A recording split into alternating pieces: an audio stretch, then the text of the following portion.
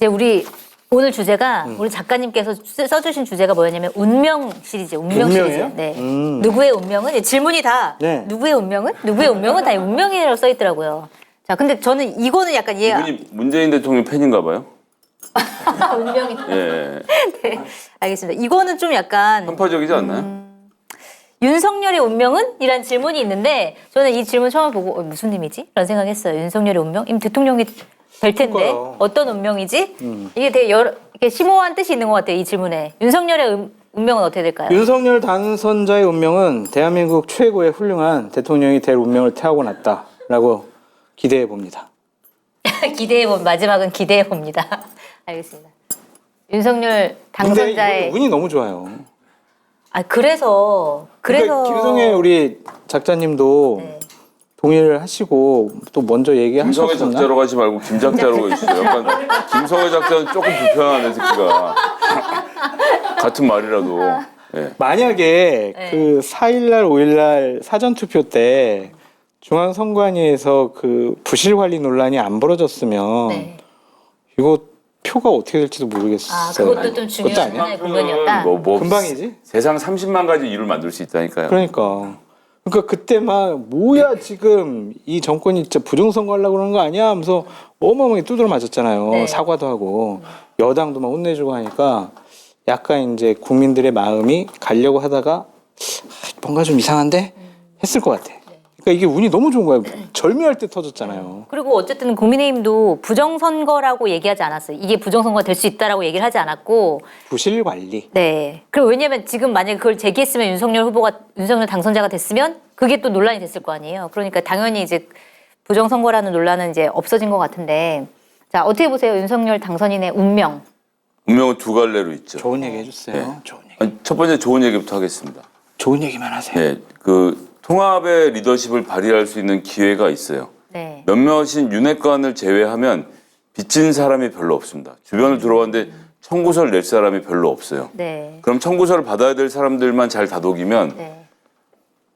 통합 정부든 뭐 협치든 뭐든 본인이 원하는 그림 다 만들 수 있습니다. 네. 그리고 지금 같으면 그러니까 뭐 아주 극단적으로 말씀드리면 민주당에게 국무총리 임명권을 드릴 테니까 그럼 한번 좋은 사람 추천해 보세요. 네. 그거 해야 돼. 라고 해서 총리를 추천하라고 그 사람 그냥 총리 임명해 버려요. 그러니까 왜냐하면 네. 이러고 저러고 해도 정부 운영하고 나면 다 대통령 먹는 거지. 그럼. 그 밑에서 뭐 한 거 나중에 기억 못 합니다. 네. 이낙연이었는지 정세균이었는지 김부겸이었는지 누가 기억해. 다 문재인이 한 거지. 그럼 다들 기억하지 않나요? 기억 못 해요. 근데 여기서의 포인트는 그렇게 하면 그렇게 해서 국민적인 지지도를 잘 끌어갈 수만 있으면 네. 2024년 총선에서 국민의힘 정당의 사이즈를 키울 수가 있습니다. 국민의힘의 정당의 사이즈가 커지면 그때 국회의원이 된 사람들은 다 윤석열 대통령 덕분에 됐다고 생각하고 굉장히 큰 규모의 윤석열 계를 만들어서 네. 정치인으로서 굉장히 뭐 대통령 임기도 그 뒤로 더 잘 맞출 수도 있거니와 좋은 마무리를 지을 수가 있어요. 그러니까 24년에 정말 본격적으로 내 권력을 사용한다 생각하고 네. 앞에를 비우는 거죠. 이를 악물고. 네. 전 이거 지금처럼 협치의 분위기가 국민사회에서 올라와 있을 때 이거 박수 받을 일이라고 생각합니다. 국무총리를 추천을 야당에서 해달라라고 할 가능성이 있을까요? 좋은 제안이에요. 좋은 수고. 정치적으로도 그것을 제안을 하면은 민주당으로는 상당히 골치 아플 거예요. 추천할 수도 없고 안 할 수도 없고 추천을 하게 되면 자기네 뭐 국회의원 출신 누구를 뭐 추천하겠어요? 또 자기네들도 좀 추천하려면은 통합 이미지를 네. 가지고 있는 누군가를 추천하겠죠. 그러니까 상당히 골치 아픈. 그리고 본인들이 추천했으면 청문회에서 뭐라고 비판할 수도 없고. 그러니까 이게 참 절묘한 수 같아. 협치의 이미지, 야당 존중의 이미지는 국민한테 줄 수도 있고 네. 좋은 수예요. 근데 지금 뭐 안철수 국민의당 대표가 지금 인수위원장하고 총리까지 지금 오르내리고 있는 거잖아요. 근데 그게 옳은 정치적인 행보는 아닌 것 같아요. 네. 그러니까 대권에 도전하겠다는 분인데 네. 보다도 활동력이 있고 권한이 있는 곳에서 본인의 행정력과 정치력을 검증을 받아야 된다. 예를 들면 어디요? 뭐 경기도지사 출마하는 것이 어떠냐라는 생각이 들어요. 진짜? 그렇군요. 어떻게 생각하세요? 안철수 지금 우리가 또 안철수의 운명으로 올라갔는데 어허. 안철수 대표의 운명. 앞에 거 나 두 번째 욕은 아직 안 했는데요. 욕하면 안 돼요? 오늘은 덕담만 해요. 다음 주에 이렇게 다음 주에 그냥 한번 내가 해봐 보세요. 짧게 할게요. 네. 그런데 두 번째 수는 윤석열 후보에게는 협상 테이블 앉아 있는 윤석열에게는 왼쪽에 검찰이라는 권총이 있습니다. 네. 언제라도 쏠 수 있는 상태예요. 이걸 집어들기만 쟤를 제압은 할 수 있어. 이 욕구를 견디느냐의 싸움이라고 생각합니다. 이 검찰을 안 쓰면 네. 검찰을 앞으로 1년이나 1년 반 정도를 안 쓰면 네. 안 쓰기만 하면 돼요. 네. 그러면 문재인 정부, 뭐 민주당의 비리 잘못된 것들이 있다면 결국은 드러나게 돼 있습니다. 네. 그래도 안 쓰는 거지. 국민적인 분노가 올라왔을 때 국민들이 쓰게 만들면 되거든요. 근데 이거 있는 거를 꺼내 들고 싶어지는 순간 전 윤석열 당선자가 나락에 떨어질 거라고 생각합니다. 근데 예를 들어서 그걸 청구서라고 생각할 수도 있잖아요. 본인이 잘못된 것들은 수사하겠다. 그러니까 약간 적폐 수사를 염두에 둔 그런 발언들을 많이 해와서 사람들이 그거에 대해서 굉장히 반응을 했고 그것 때문에 당선이 됐다고 생각을 한다면 그게 하나의 청구서로 돌아올 테니까 내가 이거를 해야 되지 않을까? 왜냐면 이것 때문에 날 찍어줬으니까 이런 생각을 하지 않을까요? 그러니까 이제 영어로는 bring it on이라고 하는데요. 네. 할 테면 해봐라라고 밖에 드릴 말씀이 없습니다. 그렇게 정국 운영을 한번 해보면 네. 바로 결과를 알게 될 겁니다. 그러니까 대장동 문제를 어떻게 처리하느냐가 네. 협치에 그리고 국정 안정의 바로미터가 될 수밖에 없다라는 네. 생각이 들어요. 이재명 후보께서 TV 토론회 때 특검 하자고 했을 때 대답을 안 하셨잖아요. 그러니까 끝까지 안 아니 하죠. 대답했죠. 수사할 겁니다. 검찰, 수사할 겁니다. 검찰이 수사할 거다라고 얘기를 하셨는데 특검을 안 할 거라고 얘기했잖아. 그렇죠. 특검은 안 하겠다. 그러니까 국민의힘에서 먼저 특검 법안을 내기도 어려울 거고 지금 민주당에서 특검 법안을 마련해가지고 이거 조사하자고 하기도 상당히 어려울 거예요. 근데 민주당에서는 한다고 한 것 같은데요? 아니 근데 네. 그거를 지금 어떻게 하겠어. 한다고는 해도 네. 저는 그거는 좀 질질 끌 것 같은데 그렇다면은 검찰에서 야 대통령 당선인께서 저번에 이런 얘기 하셨지 우리 제대로 한번 수사해보자라고 해서 막 뒤지기 시작을 하면 이제 난리가 나는 거지. 이제 민주당에서는 야당 저지 수사가 되는 거죠, 야당 파괴 저지 투쟁 위원회 딱 만들어가지고 그냥 길거리 나가서 막 이렇게 하면은 이거는 뭐 협치고 뭐고 국정 안정 운영 안 돼요. 저거 할 때 장관 청문회 하고 있는 중이에요. 네. 그럴 가능성이 크다. 거기에다 지방선거까지 겹쳐 있고요. 네. 잘 돌아가겠습니다. 꼴이. 그러면 이제 역풍이 불 것이다. 그래서 네. 그 부분만큼은 그냥 좀 안정화될 때까지 지방선거 지날 때까지는 가만히 있는 게 맞다라는 생각이 그래서 이제 지켜봅시다. 보고서 들고 올라가서 말 잘 못한다는 소문이 많이 있던데요. 아 그래요? 그럼 던져주고 도망오면 되지. 읽어보시고 휙 던져주고. 던져주면 읽어보실 그러니까 거예요. 윤석열 후보가 본인이 그러니까 정치인 초보라는 걸 받아들이고 네. 주변의 권유나 아니면 정확한 충고를 지적이에요. 맞아요. 잘 받아들일지 맞아요. 아닐지 그거를 아니요, 지켜보자. 그건 뭐 제가 전원으로 들은 바 있습니다만 심기경호가 너무 힘들다. 카메라 저쪽을 계속 잡아주세요. 알겠습니다. 심기경호가 너무 힘들다. 그 이제 당선인도 이제 주무실 것 같은데 이제 그만하시죠. 저희 아직 시간이 남았고요. 10시에는 주무신다는 것 같은데. 아직 우리가 운명을 좀 걱정해 주실 분들이 좀 아직 많이 남아가지고. 자, 그리고 사람들이 또 많이 궁금해하는 분이 또 이분이에요. 이준석 대표. 네. 이준석 대표는 사실은 대선에서 승리하긴 했지만, 그러니까 뭐 예를 들어 민주당 세대포 이론도 사실은 적용되지 않았다. 라는 게 드러났고, 그러니까 그리고 20대 남성에 대해서 너무나 그쪽으로 한쪽을 치우친 나머지 그게 오히려 20대 여성의 표를 저쪽으로 몰표를 주게 되는 계기로 만들었다라고 하는 어떤 책임론에서 벗어나기도 좀 사실 쉽진 않아 보이거든요. 이준석 대표의 운명 어떻게 될까요? 잘못된 거고 이준석 대표가 있었기 때문에 20, 30대 젊은 분들이 이 정도라도 국민의 후보를 지지했다라고 볼 수밖에 없어요. 지난번 대선 때와 비교해 보면 비교가 되지도 않아요. 한 2배 이상 네. 높아졌거든요. 그러니까 20대 여성층을 전체를 뺏겼다고 하더라도 네. 20, 30, 30, 남성층을 그만큼 가져온 거예요? 30대의 총 포지션이 국민의힘 후보를 지지한 게 네. 2배 이상 늘었어요. 그건 이준석 대표의 공이죠. 그러니까 너는 왜 네. 2030 여성층을 더 갖고 올 수 있었는데 너 때문에 못 갖고 왔어. 너 책임져. 이거는 과한 비판이라는 생각이 들고 네. 오늘 오다가 이제 기자분들하고 좀 얘기를 했는데 윤핵관들이 준석이 좀 어떻게 생각해? 막 이런 얘기를 좀 많이 한다는 거예요. 네. 원칙에 이건 손 좀 봐줘야 되는 거 아니에요, 이거예요? 쫓아내야 되겠다라고 네. 분위기가 좀 있는 것 같다고 그러더라고요. 왜냐하면 이준석 대표만 없으면은 완벽하게 윤핵관들이 차지할 수 윤핵관의 있는데. 국민의힘이 되는 거 아니에요. 네. 지방선거공천도 우리 마음대로, 그다음에 총선공천도 우리 마음대로, 장관 누구 보내는 것도 가. 이렇게 할 수 있잖아요. 그럼 완전히 윤핵관들의 나라가 될 수가 있어요. 네. 옛날에 친박들이 그렇게 하다 망했는데 그걸 똑같이 닮아가더라고요. 네. 그러니까 이 부분이 당의 앞으로의 큰 지뢰밭이 아니냐라는 생각이 들어요. 그러면은 예를 들어서 이준석이라는 대표라는 인물이 어쨌든 견제 역할을 해주는 필요성이 있다 이렇게 보시는 거예요, 그러면?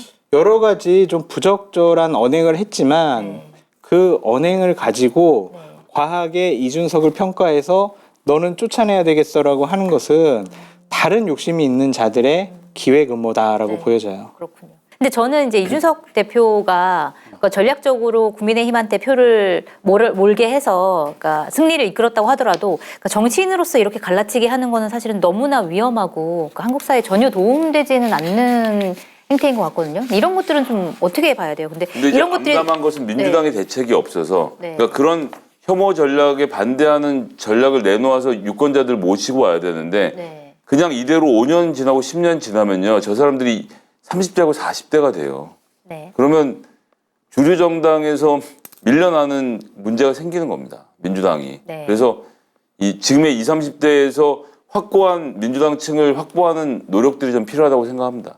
자, 그리고 우리 시간이 얼마 안 남아가지고 우리 항상 꼭 5분 남겨 있을 때 약간 이재명 민주당 후보님 전 후보님 얘기를 하는데 오늘 이제 상임대표가 아니라 사무고문이 되셨더라고요.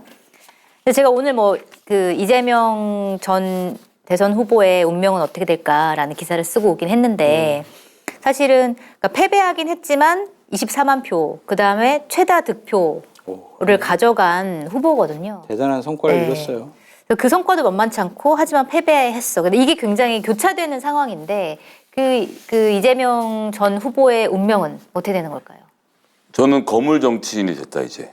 거물적. 확실히 거물 정치인. 1,600만 명의 지지를 받아본 민주당 사람은 역사상 그 사람 딱 하나입니다. 네. 그 라벨은 잘 떨어지기 어렵다. 일단 하나.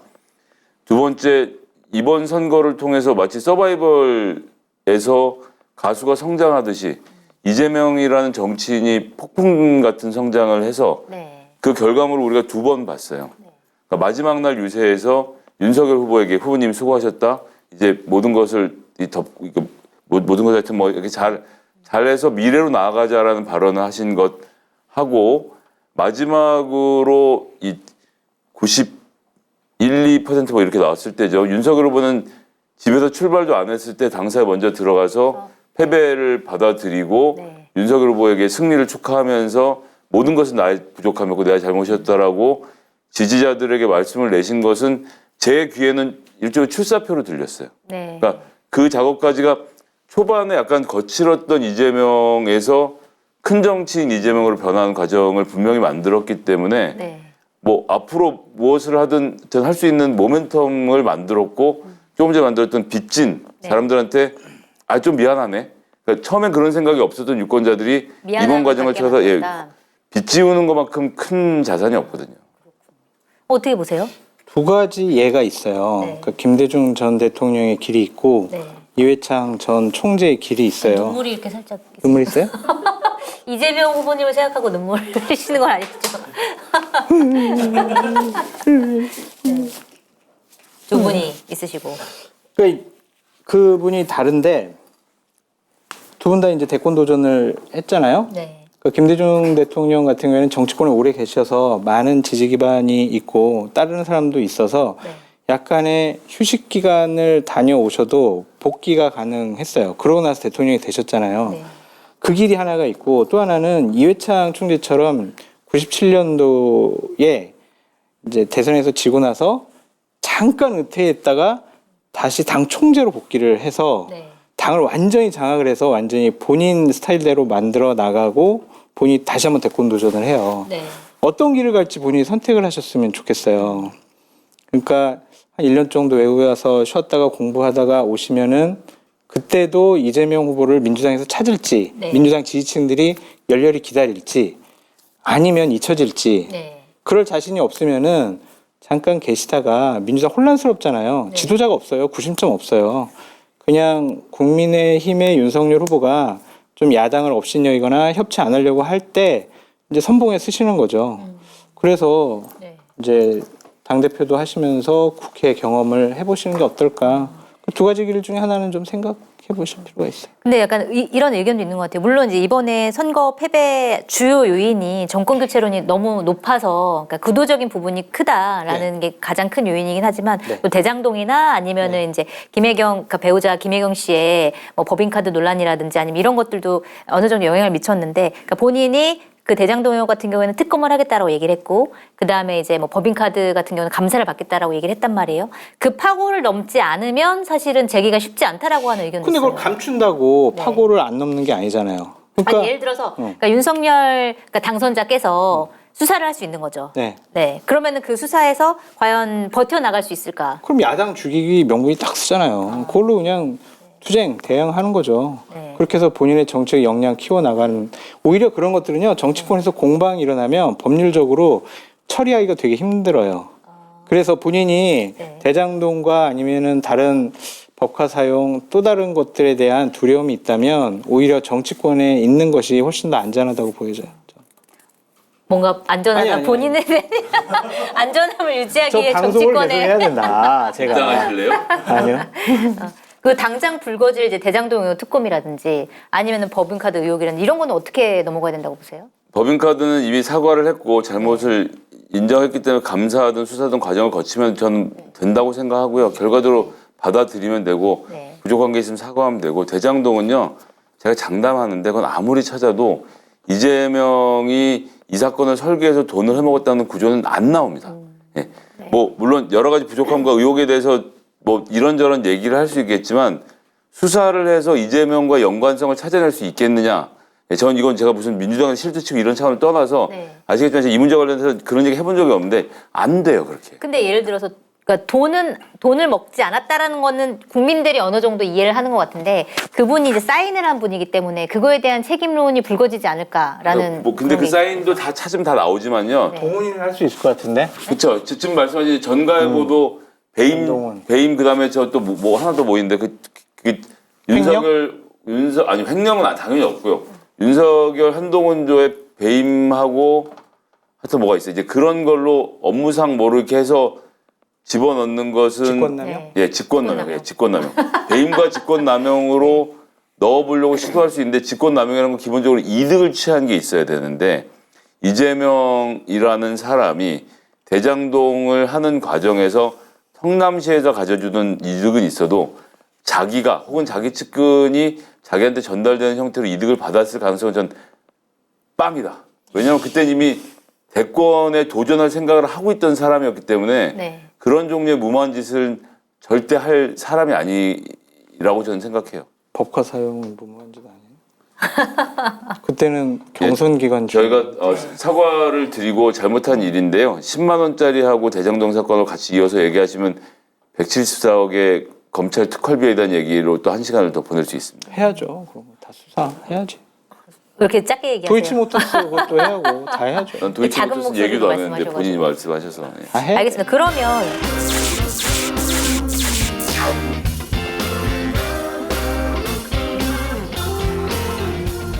뭐라고요? 아니 요즘에 마켓타니에서 이용 안 하는 분도 있어요? 쇼핑몰계 차세대 리더 마켓타니 정치권의 정보통 저 장성철이 자부하겠습니다. 정말 강력하게 추천드립니다. 왜 추천을 하느냐? 덕분에 제 출연료가 인상됐기 때문입니다. 굉장히 만족스럽습니다. 믿고 사드셔도 될 것 같다. 전 그런 확신이 들었습니다. 한결의 자랑, 한결의 야심찬 프로젝트, 한결의 TV를 후원하는 가장 좋은 방법 마켓타니. 많이 성원해 주시고요. 주변에도 널리 알려주세요. 좀 도와주십시오.